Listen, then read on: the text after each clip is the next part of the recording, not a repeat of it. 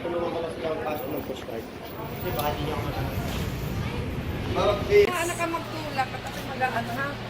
Hey guys, so right now we're here at Landers Arcovia. We're checking out what's new and what's on sale.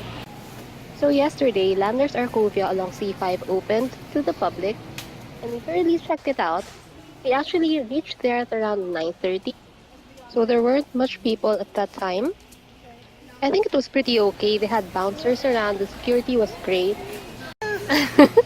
Order ng honey. And most importantly, there were a lot of choices at 50% off, so it was sulit. Here's what's inside our cart so far. Order ng honey. Then milk, soaps, dishwashing liquid, and oil.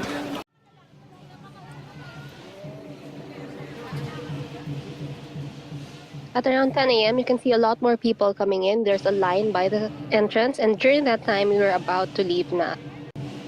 So we're just lucky that we were there early.